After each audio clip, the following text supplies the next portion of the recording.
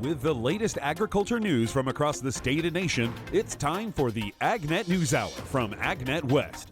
Here's your host, Sabrina Halvorson. Good morning, and thank you for joining us this morning on the AgNet News Hour. Coming up later, this week's almond update on why almonds have a tremendous opportunity for growth in India. But our top story today, highly pathogenic avian influenza is confirmed in a dairy herd in North Carolina. HPAI has previously been detected in dairy herds in 6 other states. Mike Davis has more from Raleigh. North Carolina State veterinarian Dr. Mike Martin says cows from a herd in Texas that had not been showing signs of HPAI were shipped to Idaho, Michigan, and Ohio, and subsequently presented clinical signs of the illness there. It was then learned that cows from that same herd had been transported to North Carolina. USDA recommendations at the time were, we do not test any herds that do not have clinical signs. That was the recommendations. Okay.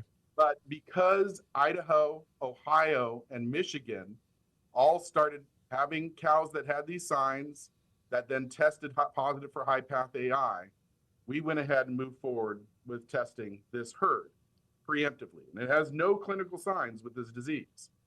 And sure enough, we have been able to isolate highly pathogenic avian influenza virus from this herd. Movement of cattle from affected herds in these states to North Carolina has now been suspended, but Martin says questions remain as other diseases have been detected, in some cases reported nationwide. So you start to get evidence on maybe high path AI, maybe it's being opportunistic, right? Maybe it has an immunocompromised individual, and then it makes its way in that way. So the question really is, that's still kind of up in the air. Is the high path AI a catalyst disease creating the clinical signs that we're seeing in these herds? Or is it just a tag along opportunistic? And it could be one or the other. I think the jury's still kind of out on that. Dr. Martin says North Carolina has taken a proactive approach in getting out in front of the outbreak. No other state has done what we did in North Carolina, right? Nobody else has done this as far as doing this level of investigation and epidemiology. And we did this against the recommendations that were at the time from USDA. So it's easy to second guess from the back seat, but we are doing everything we can to try to protect our animals here in North Carolina and protect the privacy of any of these farms that may be affected either now or in the future with this disease as it's merging.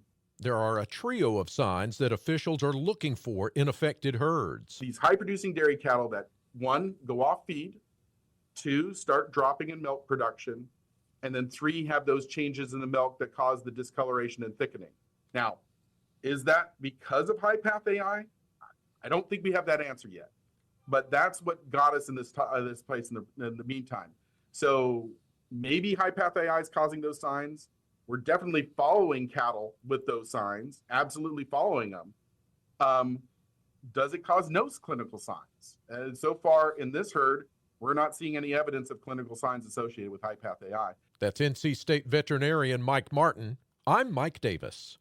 The recent USDA-led agricultural trade mission to South Korea was designed to build upon existing relationships to diversify export opportunities to that market. Rod Bain reports. Some of the numbers associated with USDA's latest agricultural trade mission, a recent visit to South Korea. Our U.S. delegation included 36 businesses, 12 agricultural associations, and 5 states were represented, including secretaries, directors, or commissioners from Arkansas, California, Indiana, and North Dakota. This was USDA's second trade mission to Korea. The first was in 2018, and it's the second of 7 that we will be hosting this year to support U.S. food and agricultural businesses. That's Undersecretary for Trade and Foreign Agricultural Affairs Alexis Taylor discussing the mission with reporters after returning from South Korea. Our exporters and businesses that we had with us conducted 616 meetings with potential importers and buyers looking to expand the variety of U.S. food and agricultural products that they're offering to Korean consumers. And those participating companies reported $67 million in projected 12-month sales from those meetings, which are really pretty remarkable numbers. This builds upon an already strong trade relationship between the two nations and access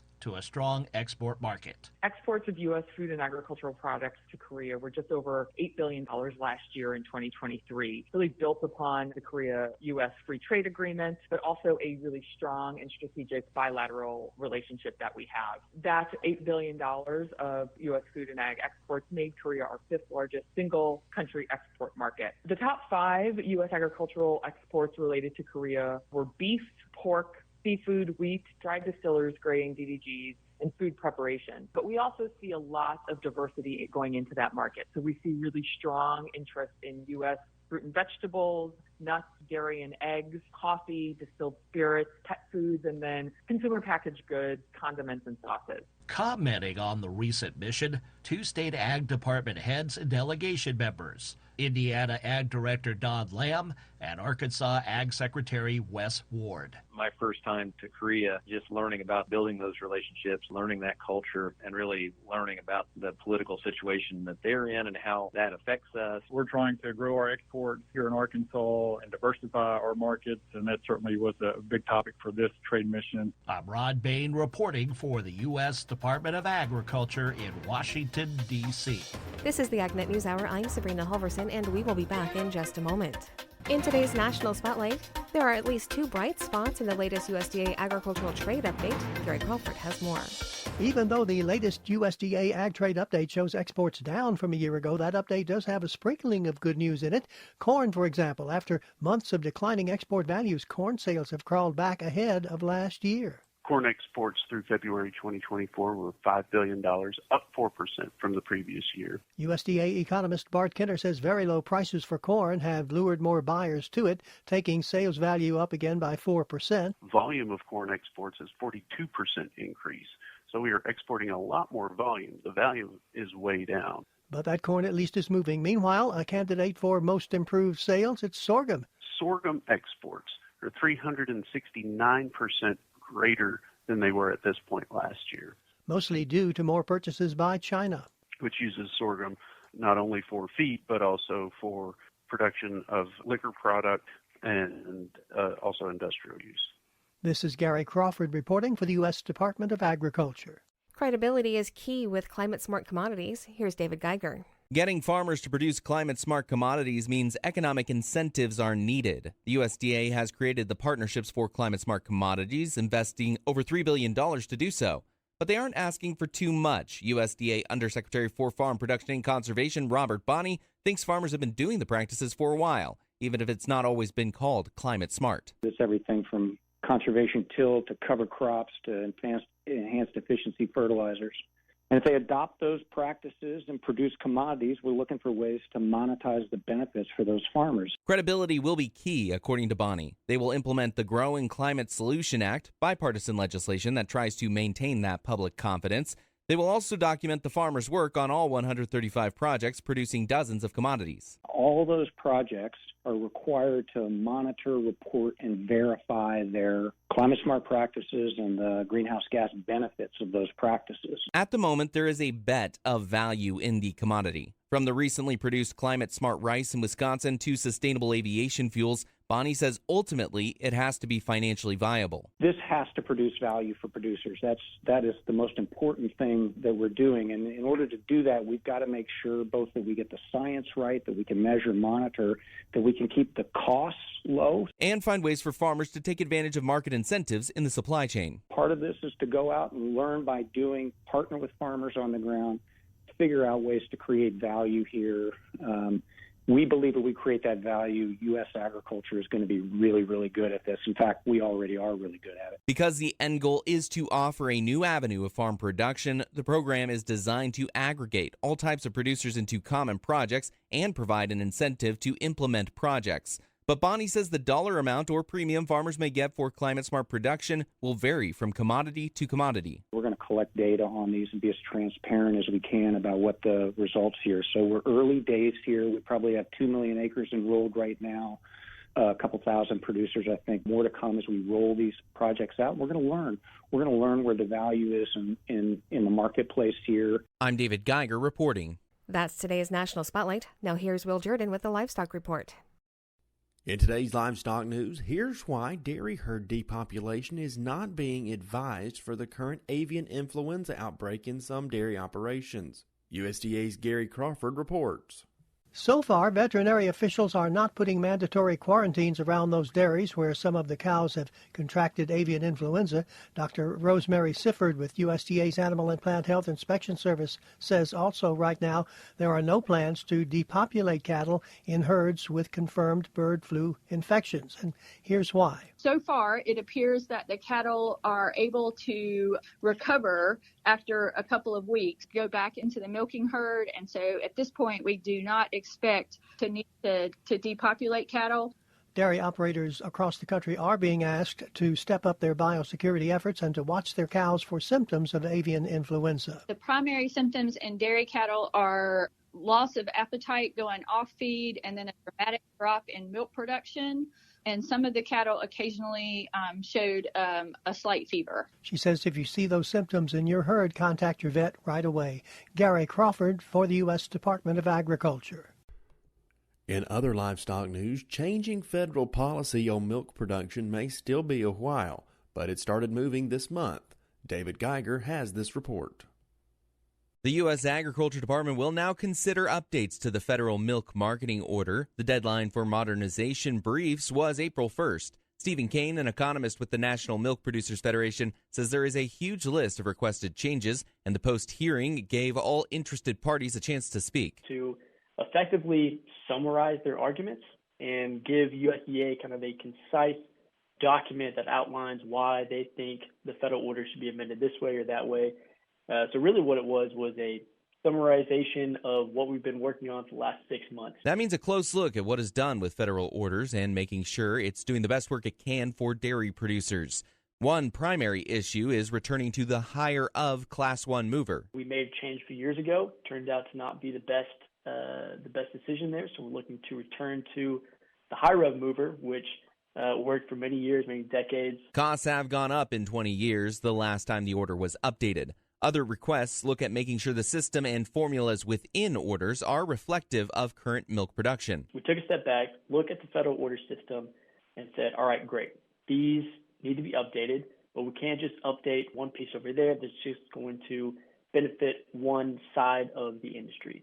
We took a holistic approach and updated changes that are beneficial for the entire industry. Processor representatives have been at these hearings as well. Kane has disagreed with much of what those groups put forth. However, one of the areas they could agree on were adjustments needed to make sure there is enough investment in processing, which also has not been updated in decades. The make allowances are really the big piece there. We're looking to make some adjustments there to move those up, make sure that we have a healthy processing industry as well as healthy dairy farmers. The modernization ideas and suggestions will take a while before implementation. USDA recommendations will come in July with finalization at the end of the year. Most decisions won't take effect until Q1 of 2025.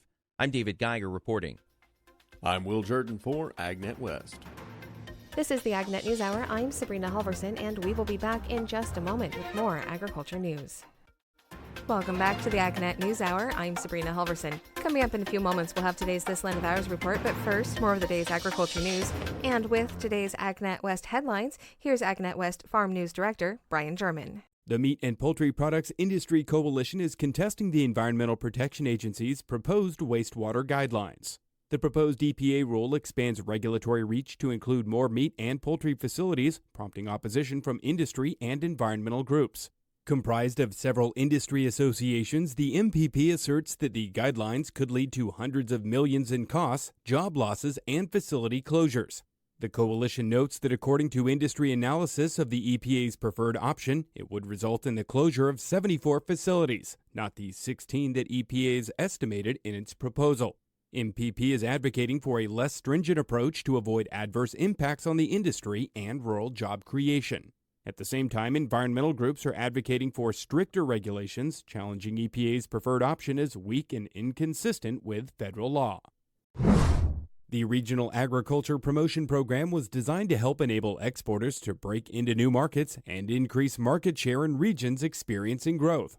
Upon return from a recent trade mission, Undersecretary for Trade and Foreign Agricultural Affairs, Alexis Taylor, explained the value of the program in increasing trade opportunities in South Korea. We have created and announced the new Regional Agriculture Promotion Program. We have announced the first tranche of funding and accepted applications, and we're currently vetting through those. But we received, of the first $300 million we announced, $35 million worth of project proposals in Korea. So I think it really shows it is a strategic market, is a critical market as we think about market diversification and really cementing and building stronger relationships in this part of the world. And I think our businesses really showcased what opportunities lie for them as we were making those investments.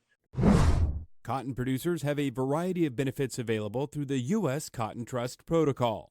Program Manager Tillman White explains an element of the program and how helpful it's been for growers. We want to remind producers that as part of the Trust Protocol enrollment, they can also apply for the U.S. Climate Smart Cotton Program. The Climate Smart Cotton Program provides participating growers the opportunity to receive financial and technical support as well as other benefits to enhance their operations. The Climate Smart Cotton Program began less than 1 year ago and has already approved applications for 778 farming entities in Level 1 of the 1,650 available. To date, more than $1.5 million has been paid to these growers. To begin enrollment and applications, growers can visit trustuscotton.org or for questions, email us at info@trustuscotton.org.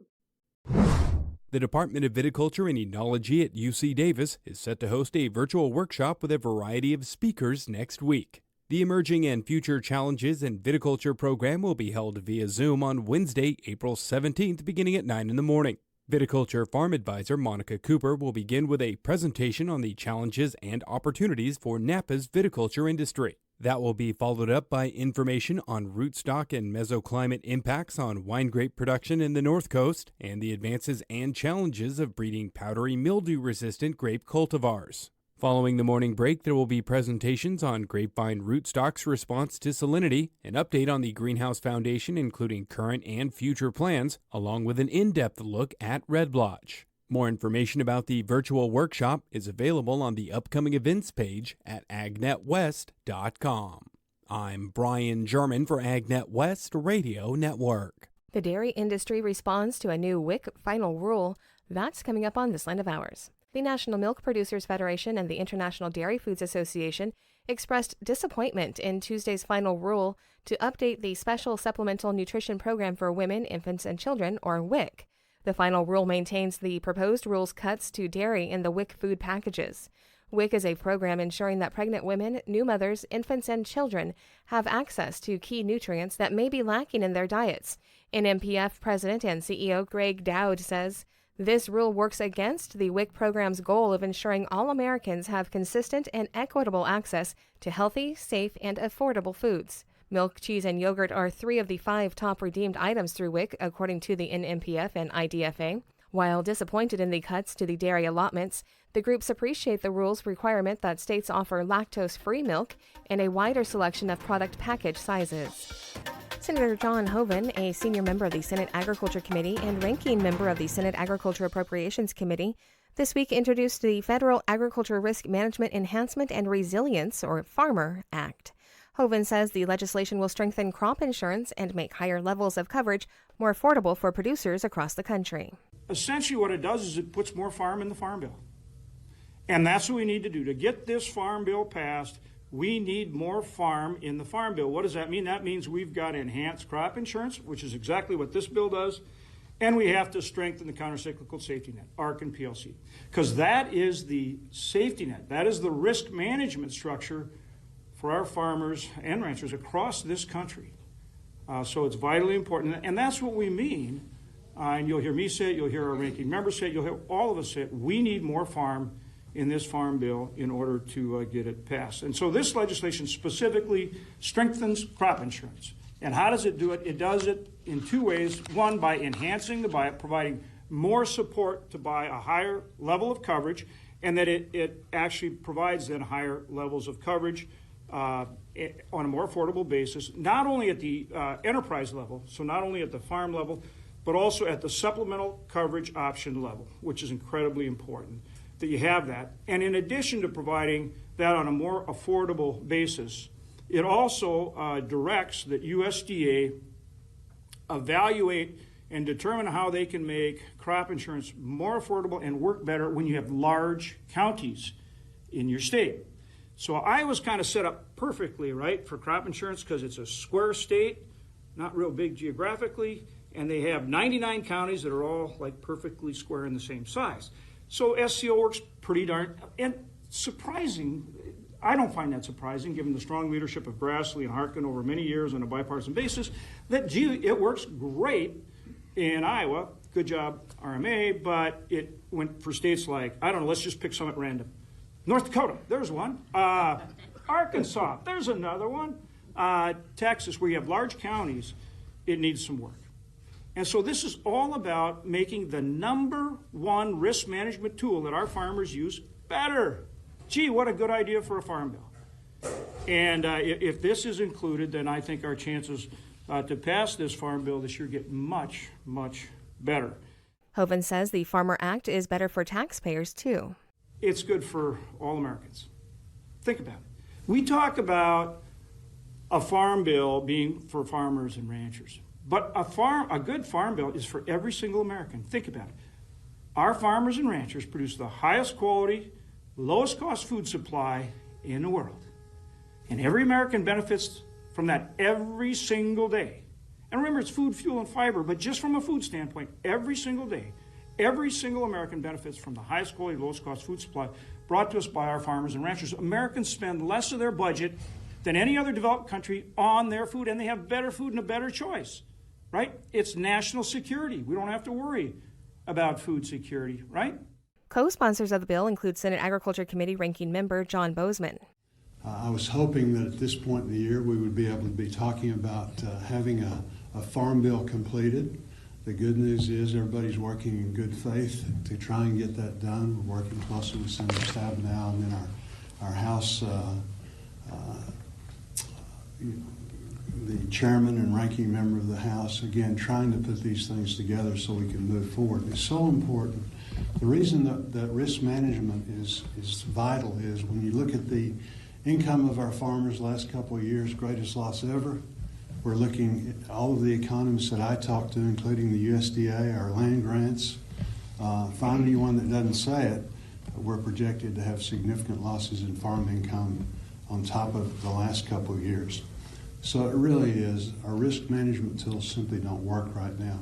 It's with a lady, one of the corn producers that was in the other day from Minnesota, and she penciled out for me her input cost, what she projected her yield, and then her market, basis on that, which was actually a little bit higher than it actually was, but it just doesn't work. So we've got to get these things updated. This is really a good step in the right direction. So we're interested in getting crop insurance where it works better. It is the underpinning of these things, but also making sure that ARC and PLC, getting our reference prices, all of the tools that we need as we go forward. So we will be continuing to work again with our House and our partner in the Senate, Senator Stabenow. She and I have a very, very good relationship, and so continue to try and get a farm bill passed. And but this is a good step in the right direction as far as thinking outside the box. What do we do now in this very special time to make it such that the tools that our farmers have actually work? Senator Cindy Hyde-Smith is supporting the legislation as lawmakers continue to negotiate the pieces of the new farm bill. So we have got to get this done, folks. We have got to get this right. I mean, we're talking a $1.5 trillion bill here. I think we can get a little bit more in there for those producers that can produce the substances we have to have, that can provide that nutrition that is so critical there. So thank you for your work on this. Thank you for your attention to this. And you said it just so perfectly. I mean, Senator Hoeven just started us off here and laid it out completely exactly what's happening. We want to get along. We want to work on the committee with other members. But folks, we got to stick to our guns on this.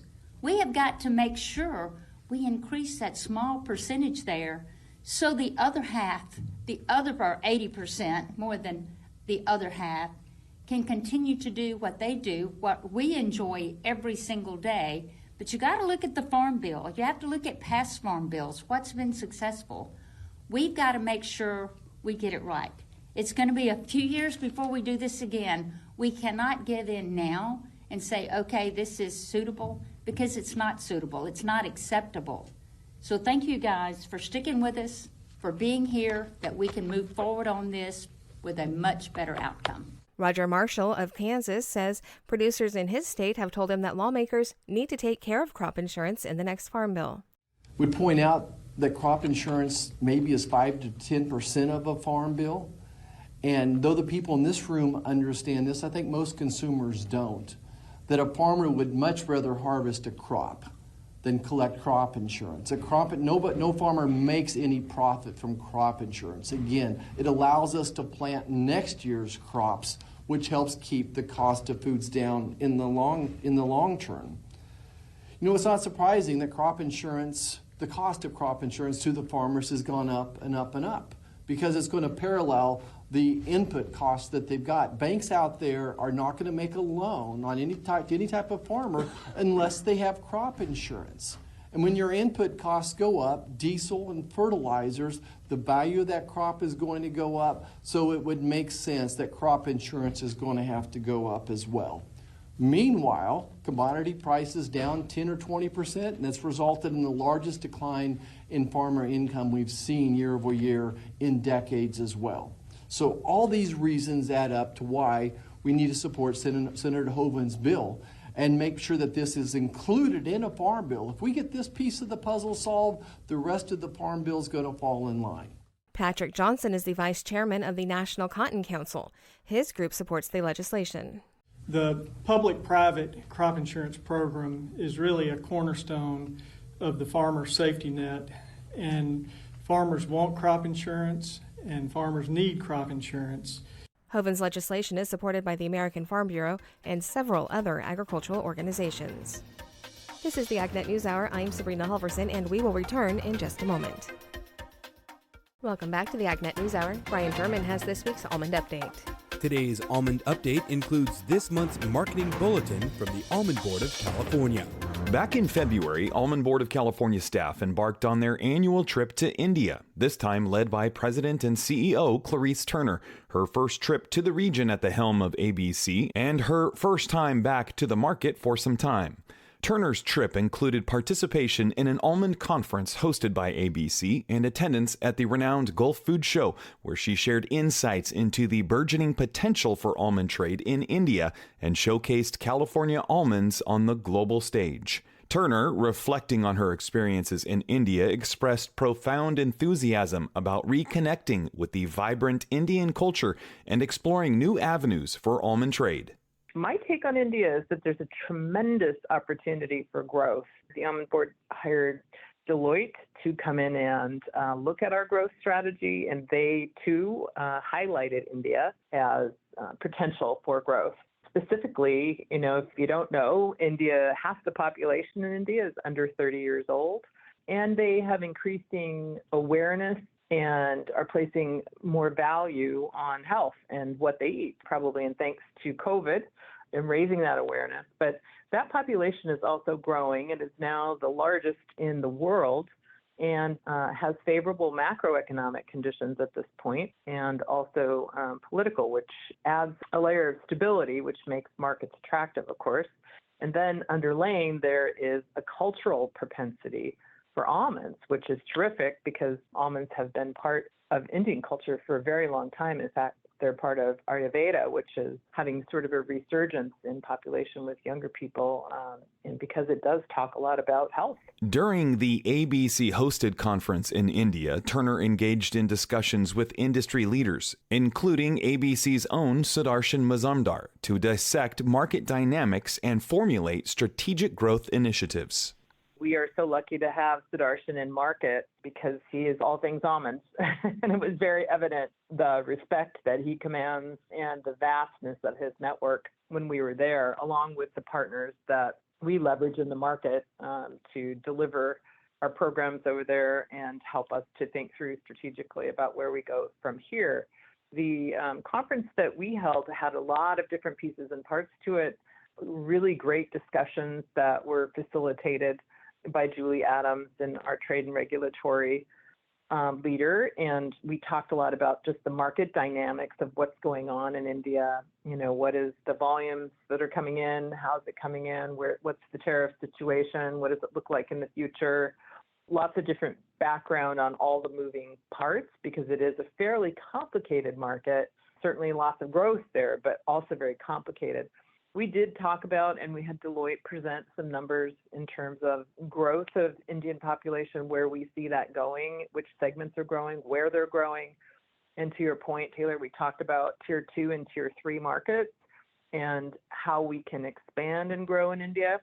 Deloitte particularly identified fresh nuts and snack nuts as a short-term opportunity, and then confection and more ingredient-based ice cream, snack bars, and breakfast cereal as longer-term potential growth areas. So that whole part of the Indian trade is growing, but in-shell is still number one and will continue to be for some time. ABC has created an India Market Task Force and at the conference met with a newly formed India Nut and Dried Fruit Council. Turner said all of the collaboration is aimed at navigating the intricacies of the market and capitalizing on emerging opportunities. It's a gift, really, to have collaboration across all the specialty crop channels in the industry. Because we're all facing so many of the very same things. And in many cases, people who are doing business in one channel are also doing it in another. So it was great, similar to, what we see at INC, having various people talking about their different categories across the couple of days that the conference was hosted. It's always great to hear the insights that are coming from different categories to figure out how we can collaborate together and how we can learn from each other, frankly, because we share a lot of the same opportunities and a lot of the same pain. Transitioning to the Gulf Food Show, Turner described it as a global epicenter for food and beverage, attracting attendees from diverse regions. ABC's presence at the event was marked by showcasing the superior quality of California almonds and engaging in discussions on market access and distribution. Specifically, within our booth, it's a trade show, so we are representing almonds as a category, and we're talking a lot about at those shows typically about how we grade almonds, the type of almonds that we produce in California, and right down to the varieties and the rootstocks, and in some cases really getting into the nitty-gritty of what makes one different than another. And there's a lot of questions about taste and shelf life and, size. And so our poster of the sizes of all the different varieties of almonds is usually wildly popular. So we wind up in a lot of conversations around those things. And then also around distribution. And, we always have the handler list with us, and we give that out to people who are wanting to buy almonds. But there's a lot of conversation around particularly why are California almonds amazing? Why can we produce such quantity with the level of quality that we can produce consistently year after year after year? That matters to the trade a great deal.